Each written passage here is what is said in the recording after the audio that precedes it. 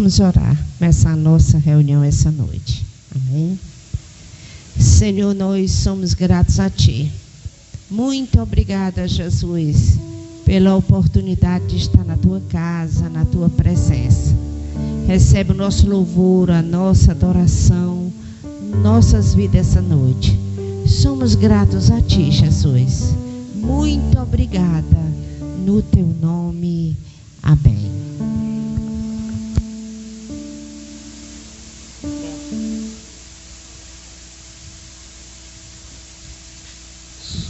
Amém. Som. Beleza. Paz do Senhor, irmãos. Boa noite. Vamos louvar o Senhor, adorar o Senhor essa noite. Com gratidão, com alegria. Deus escuta nossos louvores, nossas orações. Amém?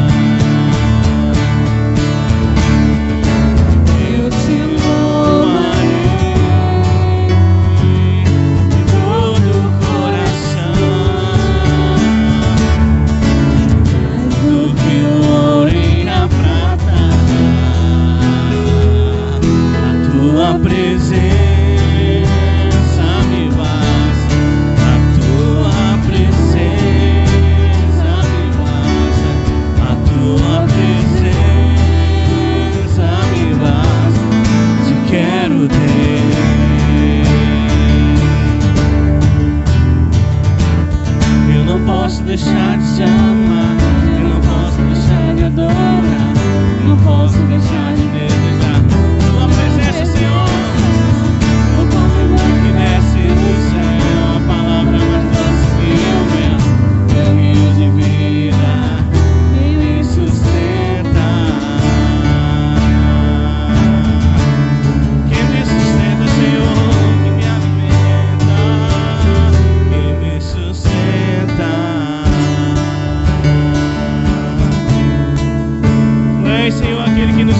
alimenta, Deus, aquele que nos alimenta, aquele que traz vida para nós, Senhor, para o nosso dia. Te adoramos. Aleluia.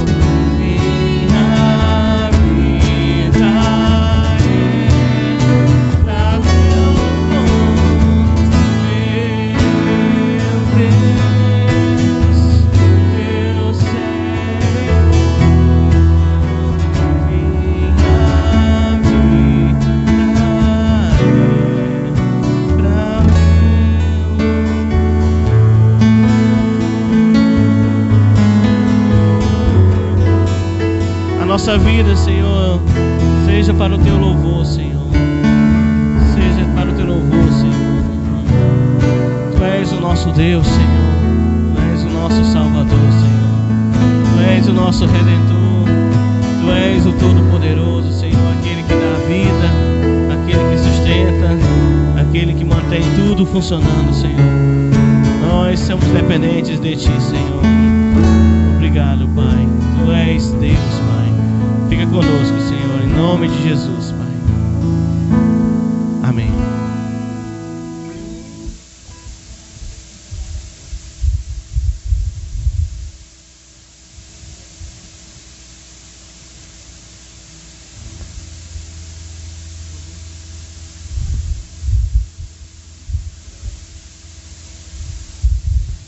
Vamos orar pelos nossos dízimos, nossas ofertas, aquilo que trouxemos à casa do Senhor. Vamos consagrar com uma oração.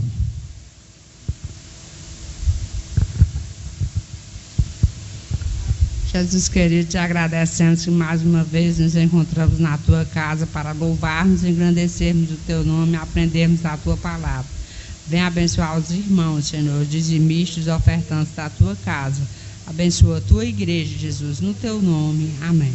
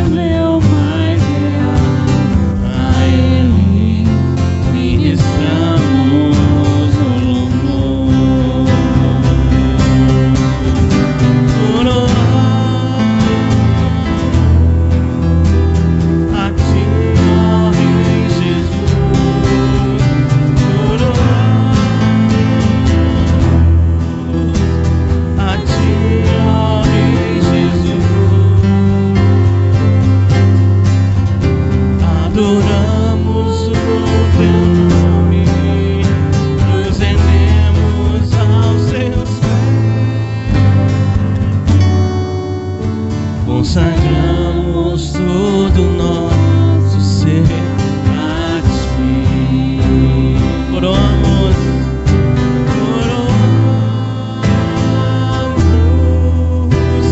a ti, ó Rei Jesus. Coroamos a ti, ó Rei Jesus.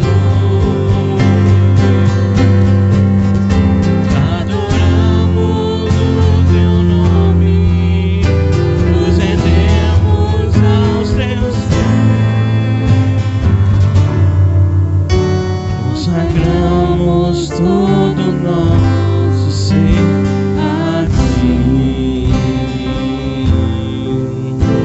Consagramos todo o nosso ser a ti. Aleluia, Senhor. Amém.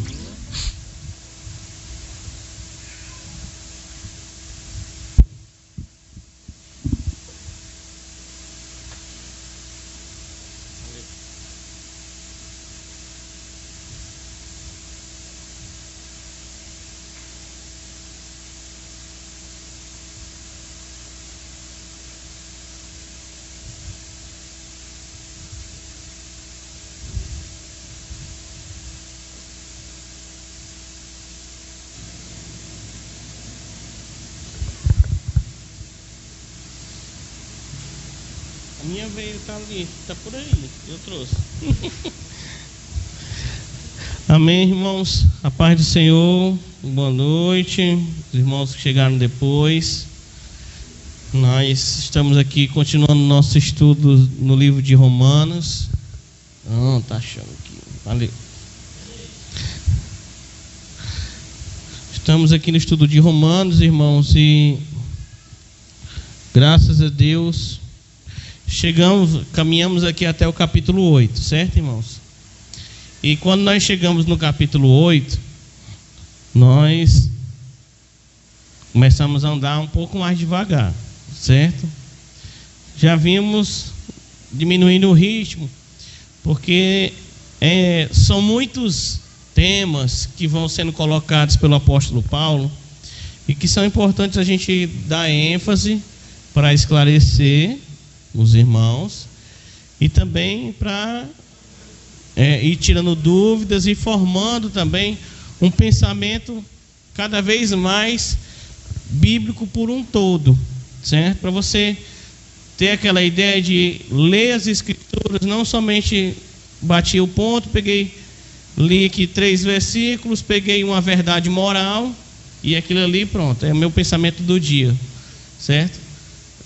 Essa metodologia a gente está tentando passar por cima dela e que a gente possa compreender realmente o que é um plano de Deus, como é que Deus se apresenta, como é que Ele vai construindo isso, certo? Então hoje nós vamos ler Romanos 8, do 12 ao 17. Amém? Romanos 8, 12 ao 17. Diz assim, irmãos: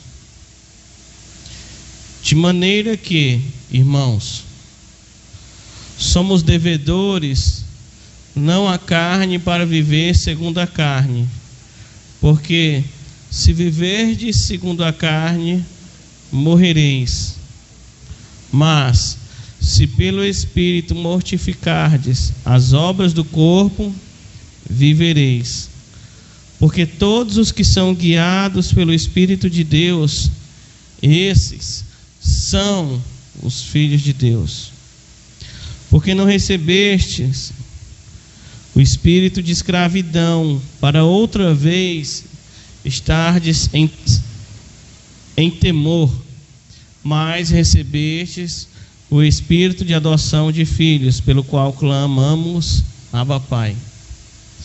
O mesmo Espírito testifica com o nosso espírito que somos filhos de Deus. E se nós somos filhos de Deus, somos logo herdeiros e também herdeiros de Deus e co-herdeiros em Cristo, se é certo que com Ele padecemos, para que também com Ele sejamos glorificados. Amém? Vamos orar, irmãos. Senhor amado, Pai, obrigado por lermos a Tua palavra. Fala conosco, Senhor, através dela. Fala conosco através das tuas escrituras. Fala conosco através do Teu Espírito Santo. Fala conosco a nossa mente, ao nosso coração. Que possamos ouvir, Senhor, não somente palavras, mas ouvir realmente o Teu Espírito Santo nos moldando e cada vez mais nos dirigindo, Senhor, nos colocando dentro do nosso papel de adoradores, de templo, de pessoas que são guiadas pelo Teu Espírito Santo. Fala conosco, Pai, em nome de Jesus. Amém. Então veja, irmãos, na semana passada, certo? Nós fizemos uma longa andada no Antigo Testamento para falar dos 3, 4 versículos que tem aqui, do 9, 10 e 11, basicamente, certo? Vai até o 14, mas foi mais ou menos o que deu para fazer semana passada, certo? E quando a gente estava andando pelo Antigo Testamento, qual é a lógica disso, certo? Veja que nós passamos pelos textos onde Deus coloca a primeira aliança no Sinai. No Monte Sinai, Deus veio e falou com pessoas, certo? Aproximadamente 3 milhões de pessoas ouviram a voz de Deus. Não é que alguém falou no lugar de Deus, não. Deus falou e eles entenderam e eles escutaram, certo? E é um texto bem interessante, certo? É o que funda ali o Israel e a aliança que Deus vai fazer com eles e vai caminhar com eles através daquela aliança, certo? Percebe, irmãos, que enquanto você tem lá, Adão peca no começo, certo? E o problema do pecado vai perseguindo a humanidade vai passando por ele, certo? Só que enquanto não chega o momento em que Deus dá fim ao pecado, certo? Enquanto não chega o momento em que vem Jesus, certo? Deus escolhe um homem. Esse homem é Abraão. Deus escolhe uma família. E você vai ter aqui Jacó, também vem de Abraão. E Deus escolhe uma nação, que é Israel, certo? Perceba que essas três palavras, Abraão, Jacó e Israel, estão na Bíblia de uma capa a outra. Se você não tiver isso bem em mente, quando chegar no capítulo 9, você vai ter umas palavras lá de Deus que você vai ficar assim, rapaz, foi Deus mesmo que falou isso? Foi, certo? Então veja, Deus escolhe um homem, Abraão, escolhe uma família, Jacó, e escolhe uma nação, Israel. Para que Deus escolhe essas pessoas, essa família e esse povo? E você vai ver nos textos que nós abordamos semana passada e que ficou gravado, é que Deus estava escolhendo esse pessoal para que eles fossem luz no mundo, indicando um caminho, certo? Por onde você pode ter acesso à paz, sucesso, amor, prazer, realização e vida de fato. Só que todas essas palavras, esses temas que são buscados pelas pessoas todos os dias, só são encontrados se elas têm um relacionamento de fato com Deus. E Israel seria aquela luz que mostraria: esse é o caminho, Deus está aqui, devemos andar por esse caminho, certo? E o que deveria ser visto? Deveria ser visto que aquelas pessoas serviam ao Deus Criador e sustentador de todas as coisas. E aí nós também vimos semana passada, se você tiver com dúvida, dá uma olhadinha no vídeo da semana passada. Nós observamos que Israel falha nesse papel de representar Deus no mundo, certo? Lembra que Adão era o representante de Deus e ele falhou, ele pecou. Lá na frente, Israel, como uma nação, ela falha também e ela peca naquela aliança que fez com Deus. E enquanto Israel começa a escolher, certo? Fazer escolhas que a levam para longe de Deus, e ela vai escolhendo abandonar Deus e seguir os seus próprios desejos, certo? Nós vamos percebendo, foi lido vários textos, você vai percebendo que eles vão se afastando de Deus e que eles vão se descaracterizando. E até hoje nunca mais eles foram os mesmos. Até aqui, beleza, irmãos?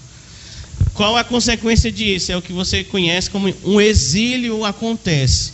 Eles precisam ser eles vão ser expulsos da sua terra, da sua nação, certo? E aí você tem algumas consequências. Você vai ver que os reis vão cair, acaba os reis, acaba. O sacerdócio vai cair, acabam os sacerdotes, certo? Então veja, os reis abandonaram Deus, acabou. Os sacerdotes abandonaram Deus, acabou. E por último, que é? Deus abandona Israel e Deus vai embora, certo? É isso que acontece.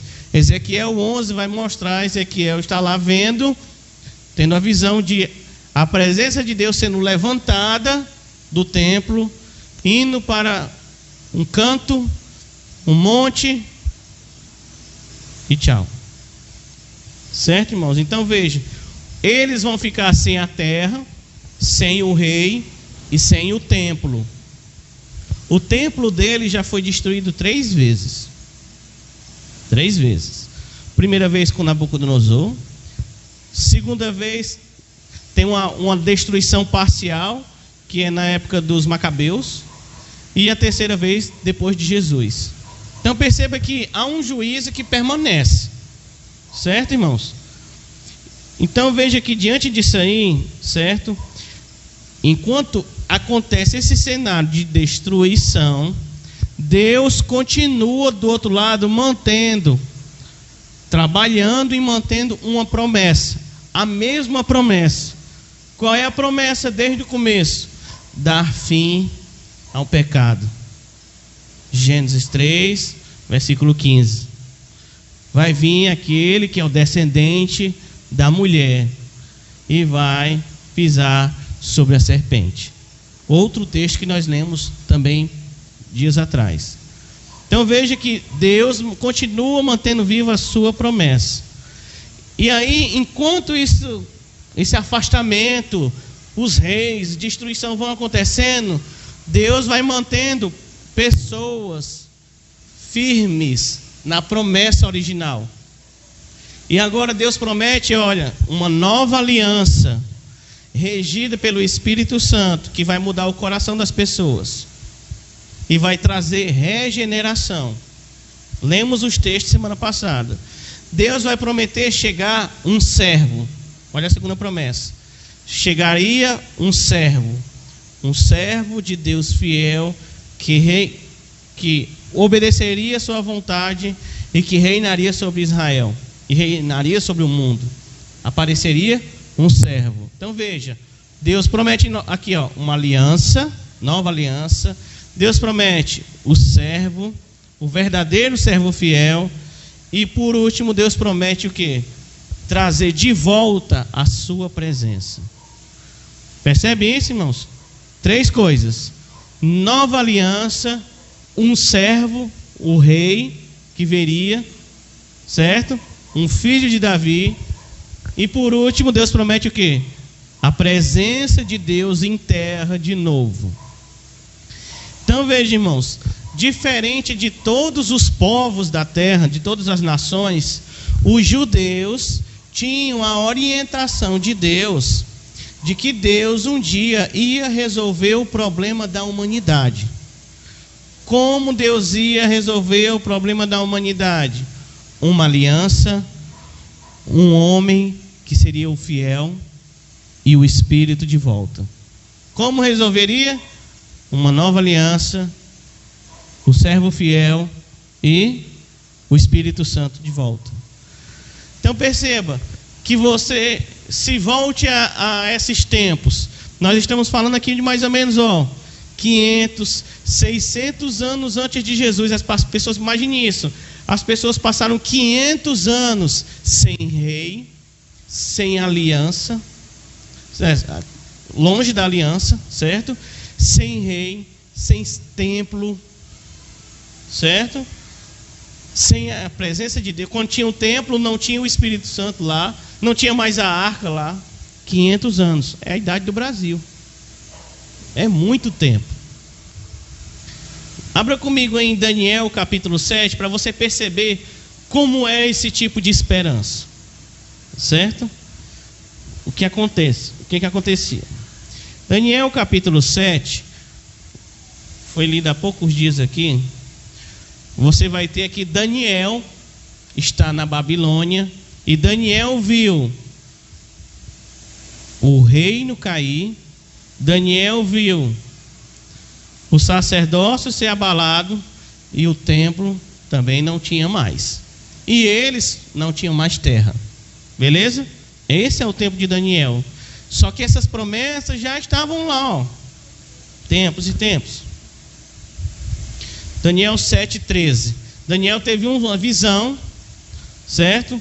Aí ele diz que é à noite. E nessa visão, eu vou pular a parte da visão, mas se você quiser, você pode ler em casa. Daniel vê vários animais. E cada animal está falando de quê? Tem uma pessoa que explica, um anjo. Os animais que ele vê representam os reinos do mundo. Certo? E Daniel fica muito assustado com aquela visão. Veja o versículo 13. No meio da visão, eu estava olhando nas minhas visões da noite, e eis que vinha nas nuvens do céu um. Veja que ele não diz vários, ele diz quem? Um, como filho do homem. E dirigiu-se ao ancião de dias. Aí você vai ver que esse ancião de dias era Deus na visão. Então tinha Deus na visão, num lugar, e vinha o Filho do Homem sendo trazido. Veja o que acontece no versículo 14. E foi-lhe dado, foi dada ao Filho do Homem domínio, honra e o reino, para que todos os povos e nações e línguas, o que, irmãos? O servissem. Como é o seu domínio? Veja aí, o seu domínio é um domínio, olha essa palavra, eterno. Ou seja, que não passará. E o seu reino tal, que não será destruído. Certo? Veja qual o sentimento que dá em Daniel, que já tinha tido as visões e que já sabia tudo isso que eu disse agora a vocês. 15. Quanto a mim, Daniel, o meu espírito ficou abatido dentro do corpo. As visões da minha cabeça me perturbaram. 16. E cheguei-me a um dos que estavam perto, lá na visão, e pedi-lhe a verdade acerca de tudo isto. E ele me disse e me fez saber a interpretação das coisas. Veja a interpretação do sonho. 17. Estes grandes animais, que são 4, são 4 reis que se levantarão da terra. Entendeu aqui, irmãos? Até aqui, as coisas difíceis e muitas vezes que ele vai dizer horríveis que viu, representam reinos na terra. Certo? Daniel está abatido, confuso. E a pessoa lá que está do lado dele diz: esses animais grandes representam os reinos. Veja o conforto. Como que se expressa? 18. Mas os santos do Altíssimo, veja isso, receberão o reino e o possuirão para todo sempre, e de eternidade em eternidade. Perceba isso, irmãos. Quem está ouvindo isso? Pessoas na Babilônia, que já tinham perdido a sua terra, perdido o templo, perdido a casa, e muitas vezes tinha perdido a família. E aqui a promessa está sendo o quê? Reavivada. Perceba que ele diz lá em cima no 13, 14, que o Filho do Homem recebe o reino de Deus. Então você tem alguém que recebe o reino de Deus.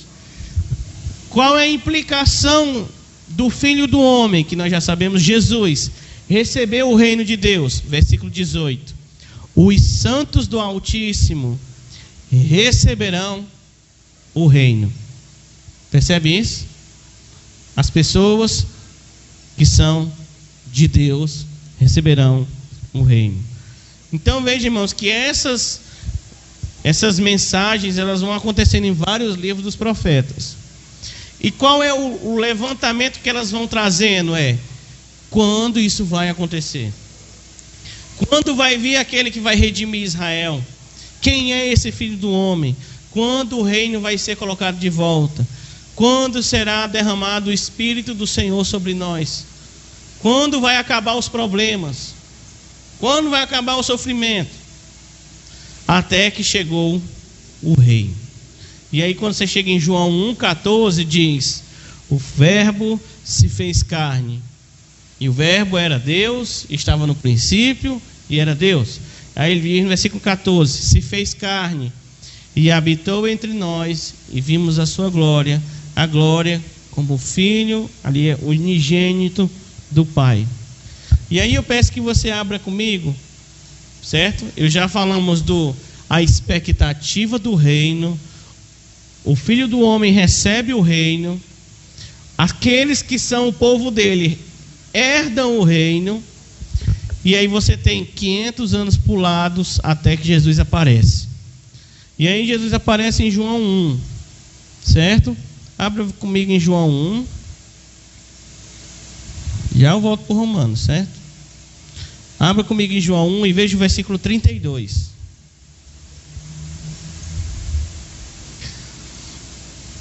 cena aqui é o batismo de Jesus. Uma cena bastante conhecida. Veja o detalhe que João dá. Quando você vai ler os relatos sobre Jesus até aqui, você vai ver muitas pessoas que foram, a usar essa palavra, cheias do Espírito Santo, falaram pelo Espírito Santo, foram tomadas pelo Espírito Santo. Dessa cena para trás, qual a diferença dessa cena aqui, desse versículo? Veja o diferencial. Então João deu o seguinte testemunho: eu vi o Espírito descer do céu como pomba. Isso você já viu nos desenhos. Mas veja isso: e permanecer sobre ele. Em algumas versões vai dizer repousar. E muitas vezes quando traz essa palavra repousar, você pensa só naquela imagem do desenho ou do filme. Um pombinho vem e passou aqui por cima, encostou aqui. Mas aqui está o detalhe.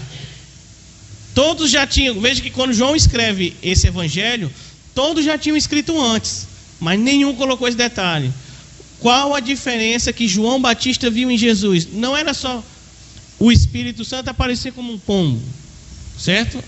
Essa figura visível, mas é permanecer sobre Jesus. E aí você vai com certeza se lembrar de várias vezes que você estava lendo a Bíblia e diz, e o Espírito Santo era com ele.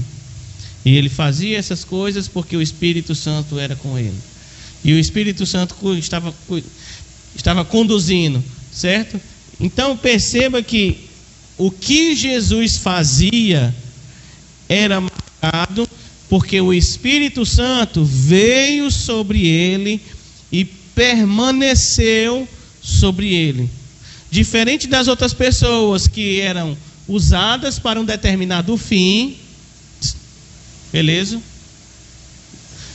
Jesus foi tomado pelo Espírito Santo e permaneceu sobre ele. Agora volte a Romanos 8, já você vai entender por que eu estou falando isso. Quando você chega lá em Romanos 8, Paulo vem depois de tudo isso ter acontecido. E aí ele está falando na igreja de Romanos. E aí ele diz no versículo 1: nenhuma condenação há para os que estão em Cristo. Percebe lá aquela figura de Daniel, o filho do homem recebendo o reino.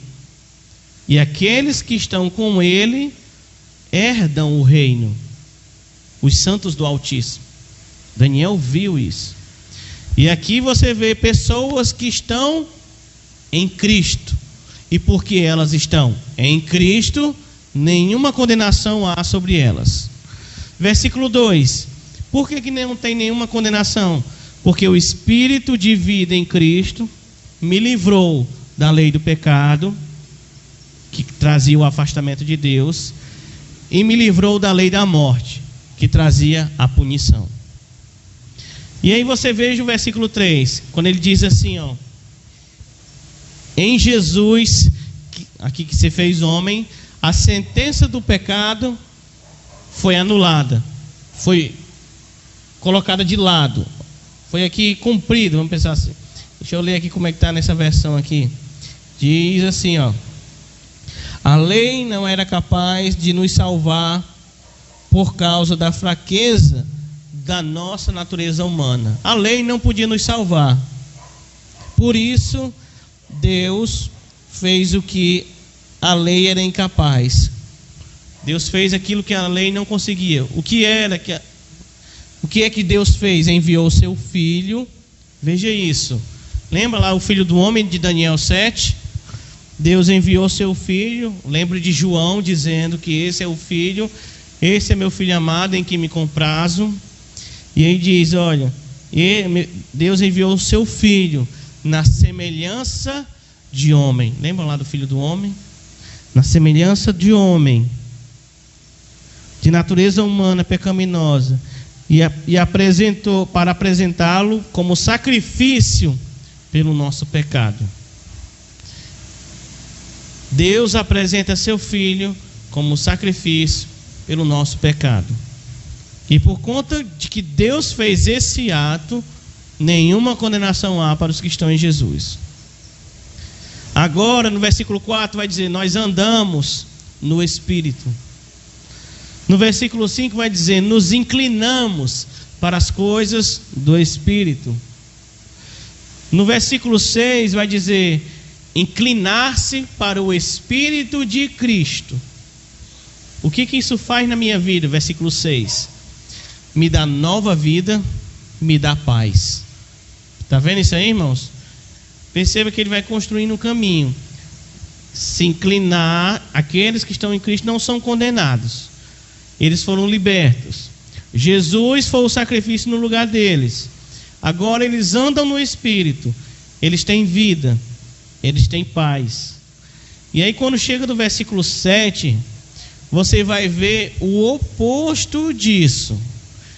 Ele vai falar de como está aquelas pessoas que só seguiam pela natureza humana, que não tem Jesus. Qual é o estado deles? Versículo 7. É ter inimizade com Deus. Primeiro, inimizade com Deus. Segundo, não se sujeitar a Deus. Terceiro, versículo 8, é ser incapaz de agradar a Deus.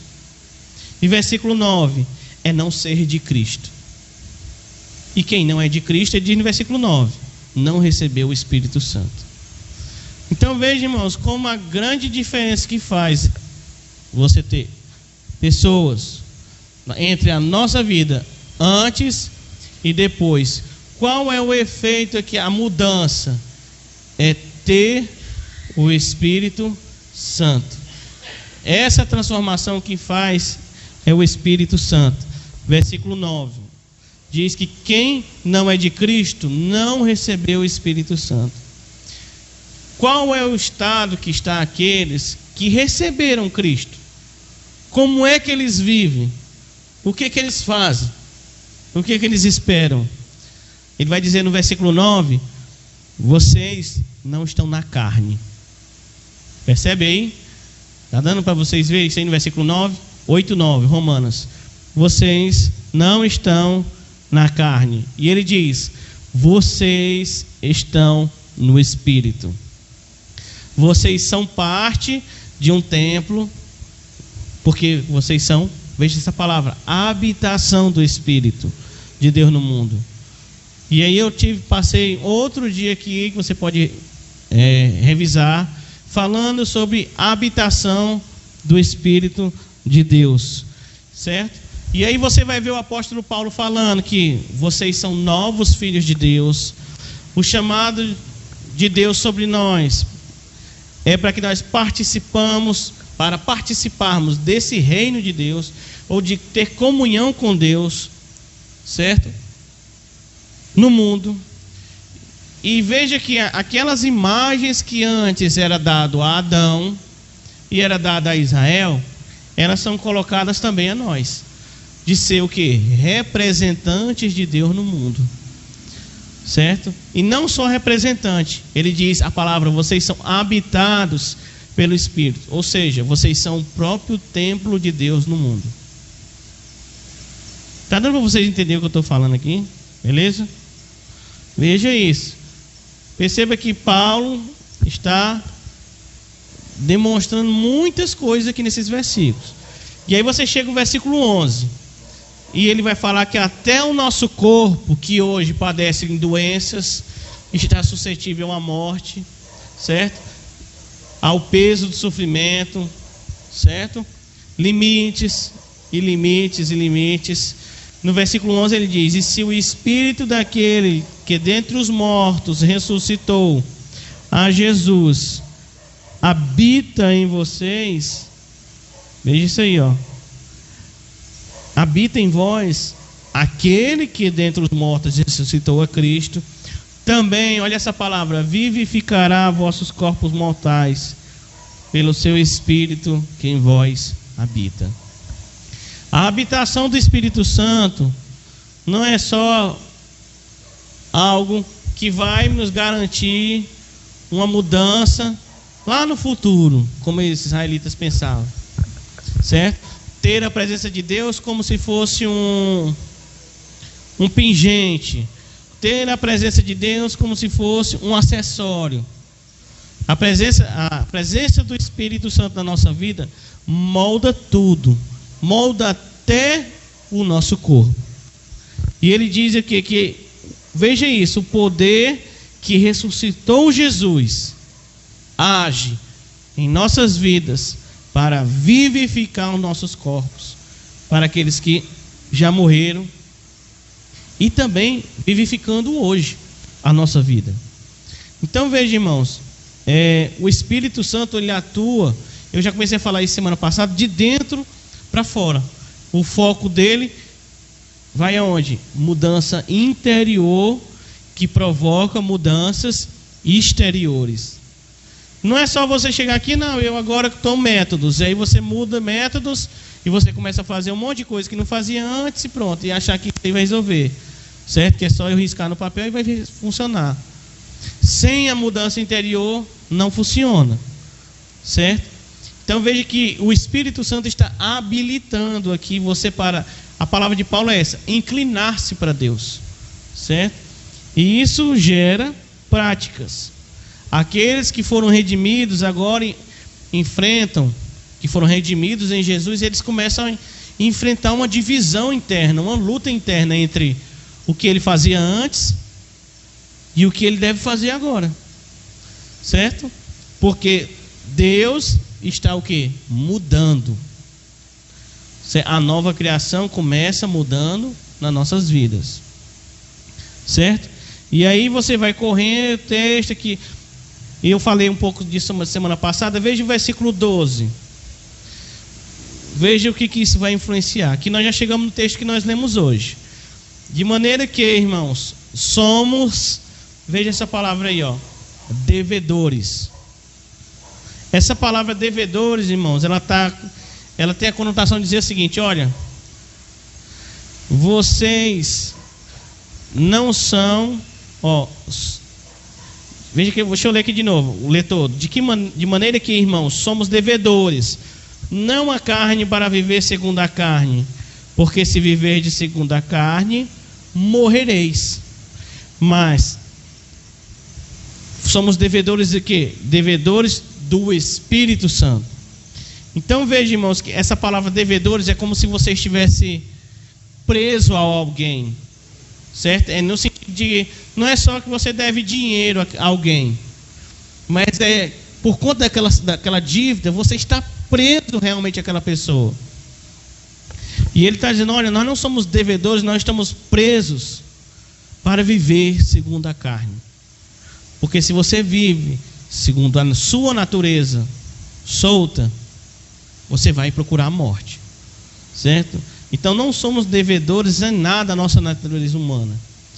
Não somos devedores ao pecado. Não somos devedores ao sistema do mundo, certo? Você não é devedor ao pecado. O pecado não nos dá nada de valor, ele só nos tira. Ele diz, ó, se viverdes conforme a carne, ou em algumas versões, a natureza humana, morrereis. Então perceba isso aí, irmãos. Andar, tomar decisões, desejar conforme os desejos de um coração que rejeita Deus e que fica confortável em fugir de Deus, está aqui no texto, é procurar a morte. Versículo 13, lá no finalzinho: mas se pelo Espírito mortificares, é você indo pelo Espírito contra aquilo que a sua natureza pede. O que ele diz? Ó, vivereis. Paulo está explicando, irmãos, começando a explicar como é essa nova vida no Espírito. Ele diz, olha, nessa nova vida nós mortificamos nossos desejos, certo? Mortificamos a nossa natureza humana pelo agir do Espírito. E esse agir do Espírito, certo? Impulsiona você mudar. Mudar para quê, irmãos? Mudar para viver, certo? Quando você olha essa demonstração da vida aqui como exemplo que Paulo coloca, certo? De uma pessoa que está mortificando o corpo pelo agir do Espírito, e lembrando que ele já falou de nós como templo, habitação de Deus, certo? Paulo está fazendo conexões aqui do tipo seguinte: você não é só uma casa agora, você não é uma tenda só agora, você sempre foi uma casa, você sempre foi um templo. O problema é que tipo de templo você era. Qual era o seu templo antes? O que era servido no altar da sua vida antes? Certo? Se no altar do seu templo era servido o seu eu, a sua natureza humana estava a serviço lá dos desejos dos ídolos, certo? Das necessidades, dos desejos, dos sentimentos. Em tudo isso, Paulo está dizendo, você servia aos inimigos de Deus. Só que agora, nessa nova vida que Deus está nos trazendo, e por isso é necessário mortificar, a casa foi limpa, e agora você é habitado pelo Espírito de Deus. Então, aqueles que creem em Jesus, veja o que ele vai falando, o que ele já falou até aqui. Observe como é uma limpeza. Foi liberto do ciclo do pecado, foi liberto do ciclo da morte. Eles agora têm um relacionamento com Deus, ou seja, Deus pode chegar no templo, certo? Por consequência, você vai ter uma nova forma de vida pessoal, uma nova forma de vida social, uma nova forma de vida espiritual. Você vai lutar contra si mesmo e vai mudando ponto a ponto, sendo transformado nesse templo de Deus. Como é que isso acontece, irmãos? Ele já falou um ponto: mortificando o corpo. É de qualquer jeito? Não, é conduzido pelo Espírito. Versículo 13. Veja o versículo 14. Ele vai para o próximo ponto. Porque todos os que são, olha essa palavra, guiados pelo Espírito de Deus, esses são os filhos de Deus. Como é que eu sei que uma pessoa ela é de Deus? Ela é guiada pelo Espírito de Deus, certo? E não pense, irmãos, esse guiado como aquela mulher que fala no GPS, quando você está no carro indo para um canto, que ela diz assim: entre à direita daqui 200 metros. Aí você não entra, você escolhe. Eu não quero entrar agora, passa direto. E depois lá na frente, volte 400 metros. E você fica toda hora, certo? Essa palavra aqui, guiados, seria a mesma palavra para trazidos, conduzidos, certo? Lembra lá do que eu disse de João? Qual foi a diferença que João Batista viu em Jesus? O Espírito Santo permanece nele, certo? Permanece nele. Então o padrão que era dado a Jesus agora está sendo dado a pessoas que são de Deus, pessoas que são povo de Jesus. Vai comigo de novo a João, capítulo 6. E você vai ver essa mesma palavra lá de novo. Perceba as palavras de Jesus aí agora, certo? João, capítulo 6. E você tem o versículo 35, versículo muito conhecido. Eu vou só lendo e pontuando algumas coisas, para você chamar a atenção, para você ver esses versículos. Jesus lhes disse: eu sou o pão da vida. Eu sou o alimento. O que é um alimento? Eu sou a provisão. Eu sou a provisão da vida. Aquele que vem a mim não terá fome, e quem crê em mim nunca terá sede. Perceba que o pão vai levar fome e sede, certo? Pão da vida aqui, ó. 37. Não lembra aquela ideia, caminhando no deserto, fome e sede? pessoal tinha toda hora. Jesus é a provisão. 37. Todo o que o Pai me dá, veja essa palavra aí, ó, virá a mim. E o que vem a mim, de maneira nenhuma lançarei fora. Está vendo aqui? Virá. 39. E a vontade do Pai que me enviou é esta: que nenhum de todos aqueles que me deu se perca, mas que o ressuscite no último dia. Versículo 44. Veja que você já viu aqui, ó. Ele estava falando de pão da vida. Por ele ser a provisão, todo aquele que vem a ele é saciado. Versículo 35. Versículo 37. Todo aquele que vem até ele não vai ser lançado fora. E perceba que logo a seguida no 39, são todos que são dados pelo Pai. Certo? E ser dado pelo Pai a Jesus implica numa ressurreição. Está vendo isso aí no 39, irmão? Está dando para acompanhar? Perceba que começa tudo lá atrás. Um deserto, fome e sede, provisão. Vem a provisão. Chegou perto. Esse que chegou perto não lançarei fora. E a vontade do Pai é o quê? Que nenhum daqueles se perca, mas que sejam ressuscitados. E 44.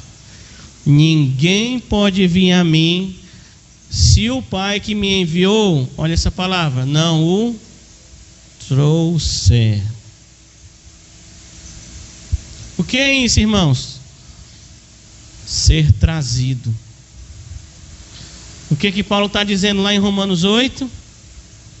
Que aqueles que têm o Espírito Santo são guiados, são trazidos.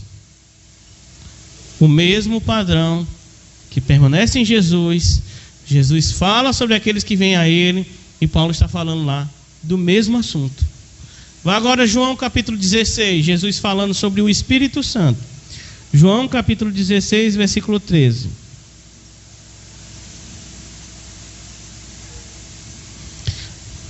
Porém, olha isso, ele dizendo, quando vier o Espírito da verdade,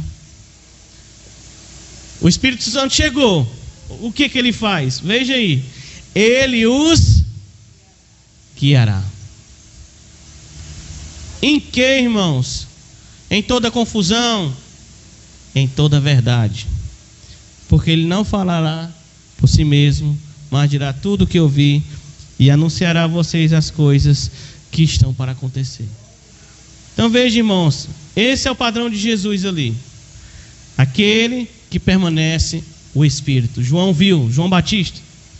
O mesmo Espírito Santo que permaneceu sobre Jesus é o mesmo que atuou, como Romanos 8:11 diz, para ressuscitar Jesus. Em Romanos 8:14 diz que ele é o mesmo Espírito Santo que atua na sua vida. Como? Regenerando, nascendo de novo. Para ser o quê? Guiado. Liberto da escravidão para ser guiado. É um tema do Êxodo, não é? Então veja, irmão, nós não estamos sendo guiados aqui pelo medo. A nossa caminhada é estar sendo revigorado em Deus e sendo guiados, mesmo diante das maiores dificuldades. E muitas vezes tendo que encarar os problemas que nos metemos quando tentamos resolver tudo do nosso jeito. O Espírito Santo não vai pular essa estação. Ele vai passar essa estação. Você vai passar na estação das consequências, mas vai passar agora sendo guiado. Essa é a diferença. Sempre nós vamos encontrar pessoas que são muito resolvidos e que são práticos em se livrar dos problemas, debaixo do tapete, acumulando bola de neve. O Espírito Santo está aqui, conduzindo a nossa vida no meio desses problemas. Certo? Porque o agir do Espírito Santo é confrontador. Porque nós vamos ter que limpar o que estava sendo acumulado debaixo do tapete. Está lá no versículo 11, 12, 13, 14 de Romanos. O que ele está lá dizendo? Vamos lá, Romanos de novo. Romanos 8. E ele diz o que? Olha, vocês estão sendo... Versículo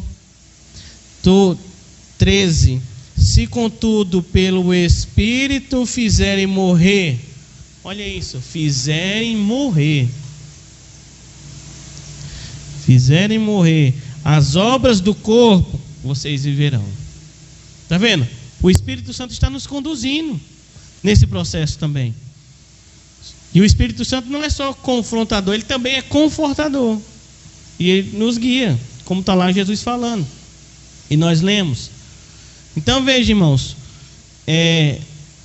quando nós somos trazidos para essa realidade em que o Espírito Santo está conduzindo a nossa vida, e quanto mais nós percebemos isso, menos nós teimamos com eles. Mais nós vamos o quê? Entrar pelo caminho e andar pela estação que aparecer. Veja o leproso que vai até Jesus, foi lido um dia desse aqui em Marcos. O que acontece? O homem chega para Jesus e diz: Senhor, se tu queres, posso ser curado. Jesus diz: quero, você vai ser limpo. E aí ele diz: vai indo lá para o templo. Veja que ser limpo te leva para um lugar onde Deus é adorado. Percebe isso aí? Ser limpo leva a um lugar onde Deus é adorado. Certo? E ali, quando vem o ser limpo, tem deles que Jesus cura, que é ali na hora ele já fica limpo. Tem deles que Jesus diz: não, vai se apresentar ao sacerdote. E ele ainda tem que caminhar como? Caminhar com as feridas ainda. E com o andar, passo a passo, ele vai sendo curado. E quando chegar lá no templo, na adoração, ele não está mais nem com aquelas roupas que fedem, porque já conseguiu ser totalmente curado. Então veja, irmãos, é necessário que admitir nossas dificuldades, admitir nossas fragilidades, colocando isso diante de Deus e avançando para mais perto de Deus em oração. Mesmo quando o nosso corpo está cansado. Todos nós já vimos até aqui. Os irmãos tiveram a rotina pesada, acordaram cedo, trabalhar, menino e menina, cuidar, e você vir, certo? Então veja, aí você está lidando com o quê? Com o seu corpo cansado. Só que muitas vezes a gente vai ter tribulações e afazeres que vão cada vez mais enchendo o nosso dia, enchendo a nossa cabeça, certo? E nós não podemos deixar ser envolvido por essas tribulações a ponto de elas nos apartarem desse lugar de adoração. Em todos os momentos de lutas externas, contra pessoas, contra a atitude das pessoas, contra problemas de trabalho, por coisas que nos atingem, lutas internas, contra aquilo que antes era normal e que nós sabemos que é pecado e agora lutamos contra, lutas espirituais, porque enquanto nós estamos tentando acertar, aparece o pessoal também do outro lado, certo? Então veja, na tentativa de quê? De humilhar os escolhidos de Deus, na tentativa de manchar a honra de Deus nos seus escolhidos. Todos esses problemas, irmãos, estão rondando aquela pessoa que tem o Espírito Santo. Quando você está lendo lá Jesus andando, e agora no meio do deserto, no meio das feras, no meio dos doentes, no meio dos leprosos, no meio dos que não estão entendendo, se coloque também no mesmo lugar. A história de Israel passa a ser a história de Jesus, e a história de Jesus é a nossa história. Versículo 15: como nós ficamos diante desses problemas? Porque não recebeste o espírito de escravidão, para outra vez estardes em temor, mas recebestes o espírito de adoção de filhos, pelo qual clamamos, Abba, Pai. O mesmo Espírito testifica com o nosso espírito que somos filhos de Deus. Perceba isso, irmãos, essa palavra que está aqui, ó, que nós não temos um espírito para andar em temor, em escravidão, mas um que clama pelo Pai. Não pense isso em clamar, como você está aqui, muito cheiroso, certo? Tomou banho, veio para a igreja e agora está clamando no louvor, todo fervoroso, todo mundo cantando junto, Abba, Pai. Não é isso. Esse clamar aqui do Abba, Pai é gritar, certo? Como está quem está ali enfrentando problemas. E é isso que Paulo vai entrar aqui mais para frente. Perceba o capítulo 7, que está logo aqui atrás, certo? Então, esse grito é muitas vezes de socorro diante do grande mal. Outras vezes é grito de socorro diante das tentações e por todo tipo de comprometimento de relações, certo? Que a pessoa pode ter feito aliança durante a sua vida. Perceba que qual é a diferença? Ela agora, em vez de entrar na caixa de estocar o problema, ou entrar na caixa de fazer do seu próprio jeito, ou então entrar na caixa de seguir um caminho onde vai andar com a aliança das trevas, ou então entrar na caixa de que resolvo tudo do jeito que eu quiser, ela vai andar sempre no modo de que eu estou sendo conduzido pelo Espírito de Deus. E em qualquer momento eu estou aqui clamando, Abba, Pai. Deus está no controle. Veja isso aí vamos ler aqui Efésios 1. Aqui ó, o propósito de Deus aqui, ó, agindo. Efésios 1. Veja aqui, ó. Todo louvor seja, versículo 3, né? Não falei. Versículo 4. Mesmo antes de criar o mundo, Deus nos amou e nos escolheu em Cristo para sermos santos e sem culpa diante dele. Ele nos predestinou para si, para nos adotar. Olha isso aí, adotar como filhos por meio de Jesus Cristo, conforme o bom propósito de sua vontade. Nós clamamos Abba, Pai, porque Deus nos trouxe para a sua família. E nós podemos nos voltar para Ele, porque Ele nos colocou perto. Então esse anseio que surge, esse efeito que surge em você clamar a Deus, resistir, estando com Deus, parte primeiro do que Deus fez aqui na eternidade, quando Deus escolheu participar da nossa vida.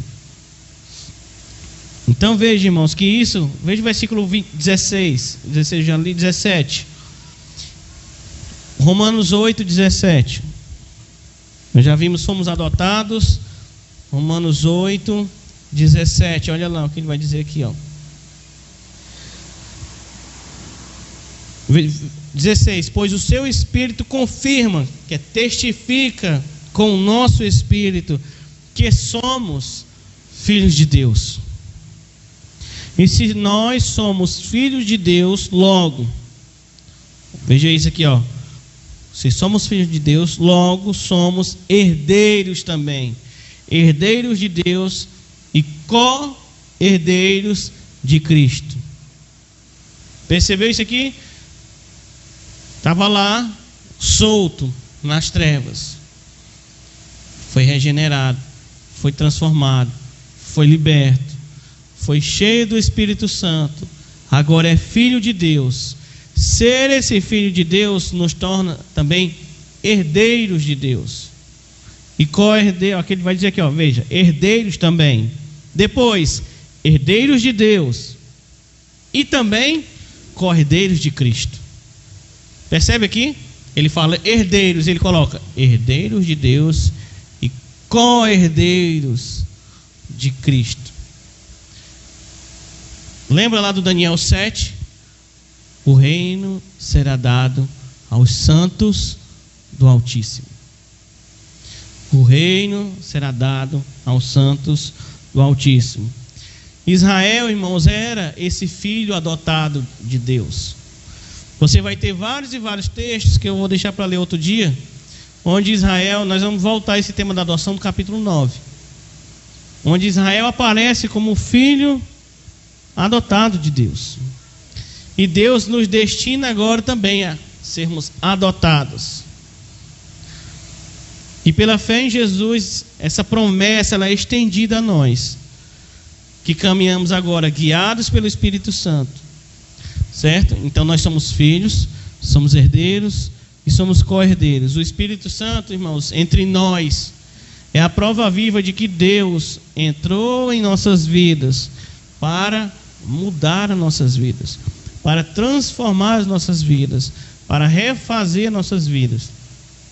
E veja que Deus está tão comprometido disso que Ele não vai desistir até concluir isso, até no nosso corpo, cheio de dificuldade, cheio de cansaço e que ainda padece todos os dias. Perceba aqui onde está a nossa herança. Efésios 1, 3. Nossa herança é celestial. A nossa herança já está reservada, porque a nossa herança é o próprio Deus. Mas nunca pense na sua herança com Deus em de ir para o céu e ficar lá no céu eternamente. Perceba o plano original de Deus, é Deus vir à terra. Lembra? O Filho do Homem vem, ele recebe os reinos, e aqueles que estão com ele são os seus herdeiros. O que é ser herdeiro de Deus aqui nesse versículo 17? Também. Aí essa palavra aqui que o pessoal pula. Se é certo que com ele padecemos, para que também com ele sejamos glorificados. Paulo acrescenta algo que o judeu não aceitava de jeito nenhum aqui, que ser herdeiro de Deus era padecer. Mas veja, nós estamos caminhando desde o começo, dizendo que o Espírito Santo que vem sobre Jesus e que o acompanha e que o ressuscita e que é dado a nós, esse mesmo padrão também continua na nossa vida. Jesus sofreu, Jesus padeceu, nós também padecemos. Então veja, nós sofremos porque estamos ainda nesse mundo corrompido aí. Sofremos pelas pessoas que nós amamos, que não conhecem, ou que não conhecem, não creem. Sofremos por aqueles que nos ferem, aqueles que nos enganam, que traem. Você sofre por doenças, por pessoas que morrem. Nós sofremos porque somos filhos de Deus e por isso também somos perseguidos pelos filhos da serpente. Nós sofremos porque a nova criação já começou em nós, mas ainda não foi concretizada. Sofremos quando nós lutamos contra a nossa vontade. Sofremos quando lutamos contra a nossa natureza. Sofremos quando nós lutamos contra o nosso intelecto. Sofrer, irmãos, é algo que nós provamos desde quando nós entramos no mundo. Sofrer é muitas vezes o prato do dia, é o da semana, do mês, e essa pandemia está mostrando que pode ser até o do ano. Então, no meio disso tudo, irmãos, sofrer é comum a todas as pessoas. E se sofrer é algo comum, então nós devemos perceber que enquanto nós sofremos, como nós sofremos. Sofremos como herdeiros da morte ou sofremos como herdeiros da vida? Sofremos como aqueles que vivem no pecado ou sofremos como aqueles que andam no Espírito Santo? Como é que se sofre? Não esqueça, irmãos, que enquanto está aqui funcionando, enquanto sofrem, há um motor guiando a nossa vida. Ou é a natureza humana, ou é o Espírito Santo. Se for a nossa natureza humana que está nos guiando, cada vez mais você vai se afastando.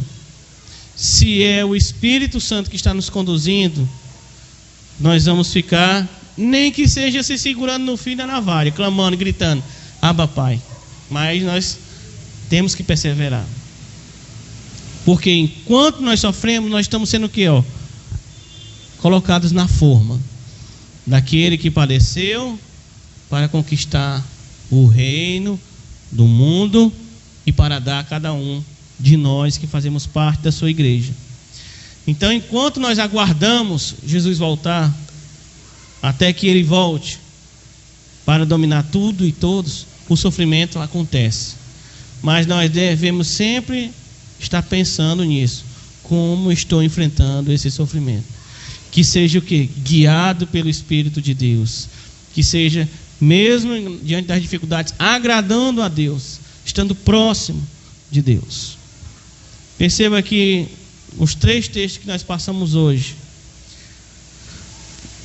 Daniel 7,18 vai dizer: os santos do Altíssimo receberão o reino e o possuirão para todo sempre, de eternidade a eternidade. Efésios 4,5: assim como Ele nos escolheu antes da fundação do mundo para sermos santos e irrepreensíveis, Ele nos predestinou para ser filhos por meio de Jesus Cristo. E Romanos 8,17: se nós somos filhos, somos herdeiros, somos co-herdeiros de Cristo. E se nós somos co-herdeiros, nós padecemos até o momento que seremos glorificados. Amém, irmãos? Vamos orar. Vamos levantar, vamos orar. Pai amado, Senhor, grande é o teu desafio, grande é a obra que o Espírito Santo faz em nossas vidas, Pai.